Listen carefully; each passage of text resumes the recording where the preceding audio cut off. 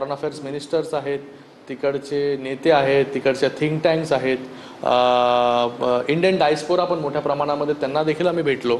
तर एक वेगळा अनुभव होता की भारतामध्ये गेले अनेक वर्ष पाकिस्तानच्या माध्यमाने दहशतवाद कारवाई करण्याचं काम, अतिरेकी कारवाई करण्याचं काम कशा प्रकारे चालू आहे, कशा प्रकारे वेगवेगळ्या शहरांवरती आतंकी हमले करण्याचं काम पाकिस्तानच्या माध्यमाने चालू आहे. पाकिस्तान कशा प्रकारे या सगळ्या टेररिस्टला पोचतोय त्यांच्या भूमीमध्ये, कशा प्रकारे त्यांना स्पॉन्सर करतोय, कशा प्रकारे त्यांना ट्रेन करतोय आणि ऑपरेशन सिंदूर कशा प्रकारे ऑपरेशन सिंदूर हाती घेतलं गेलं, ह्या सगळ्या गोष्टी डिटेलमध्ये जाऊन प्रत्येक देशामध्ये आम्हाला सांगण्याची संधी मिळाली.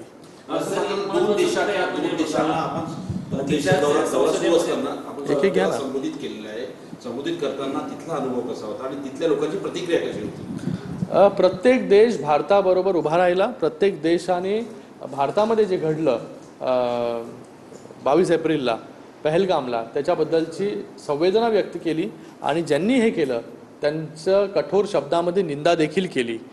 दोन देशांमध्ये सियरा लिओन आणि लायबेरियामध्ये तर मोमेंट ऑफ सायलेन्स ऑब्झर्व करण्यात आलं पार्लमेंटमध्ये. आम्ही जेव्हा पार्लमेंटमध्ये उपस्थित होतो तेव्हा लायबेरियामध्ये तर अपर हाऊस आणि लोअर हाऊस दोन्हीकडे मोमेंट ऑफ सायलेन्स ऑब्झर्व करण्यात आलं या 22 तारखेच्या पहलगामच्या हल्ल्याच्या विरोधामध्ये. आणि सगळे देश हे भारताबरोबर आम्ही ह्या टेररिझमच्या, आम्ही ह्या दहशतवादाच्या लढाईमध्ये भारताबरोबर उभे आहोत हे ठणकावून देखील सांगितलं त्यांनी. तुम्ही सगळे शिष्टमंडळ गेलेलं असताना G7च्या परिषदेला मात्र 6 वर्षात पहिल्यांदाच निमंत्रण दिलं नाही, त्यावर विरोधक टीका करतायत. भारताला बोलवलं. बघा, मला वाटतं याच्यामध्ये राहुल गांधी असतील किंवा कोण विरोधक असतील, अशा परिस्थितीमध्ये सगळ्या देशांनी एकत्र येऊन काम केलं पाहिजे, एका आवाजामध्ये बोललं पाहिजे. जेव्हा आपण जगामध्ये जातो, जेव्हा वेगवेगळ्या देशांमध्ये जातो, तेव्हा भारत एक आहे या टेररिझमच्या लढाईमध्ये, या आतंकवादच्या लढाईमध्ये, हे दिसून आलं पाहिजे. पण आज इकडे पॉलिटिक्स, भारतामध्ये पॉलिटिक्स करायला तर खूप वेळ आहे, पण इथेही राजकारण आपल्याला करायचं आहे. आपण जेव्हा होता तेव्हा आपण काय केलं, काय एवढे हमले झाले, काय एवढ्या वेगवेगळ्या शहरांवरती जे आहे ते रोज टेररिस्ट हमले होत होते, याचं उत्तर कधी देणार त्यांनी? राहुल गांधी सांगतात नरेंद्रने सरेंडर केलं आहे ट्रम्पच्या समोर. अशा शब्दांमध्ये जर राहुल गांधी बोलत असतील तर राहुल गांधीला पॉलिटिकल मॅच्युरिटी येण्यासाठी आता खूप वेळ आहे, म्हणून आज अशा प्रकारे अशा परिस्थितीमध्ये आहेत ते.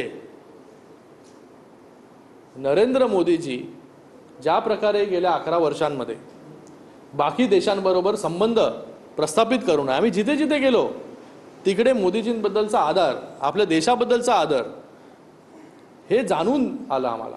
आज आम्ही ज्या वेगवेगळ्या देशांमध्ये गेलो, 32 ते 33 देशांमध्ये सगळे डेलिगेशन्स गेले, सगळ्यांचा अनुभव तोच आहे की भारताने त्यांना वेगवेगळ्या प्रकारे जे आहे हे मदत केलेली आहे. भारत त्यांच्याबरोबर वेगवेगळ्या सर्कमस्टन्सेसमध्ये, वेगवेगळ्या त्यांच्या संकटांमध्ये उभा राहिलेला आहे. म्हणूनच एवढा चांगला रिस्पॉन्स जो आहे हा भारताला बाकी देशांकडून मिळाला. बाकी देशांनी ज्यांनी कंडेम देखील केलं नव्हतं, ज्यांनी निंदा देखील केली नव्हती 22 तारखेचा हमला झाल्यानंतर, त्यांनी पार्लमेंटमध्ये मोमेंट ऑफ सायलेन्स ऑब्झर्व करणं, निंदा करणं हे देखील खूप मोठी गोष्ट आहे. श्रीकांतजी, तुमच्या डेलिगेशनमध्ये तुम्ही सगळ्यात मोठं एक वाक्य होतं की पाकिस्तान ही जगात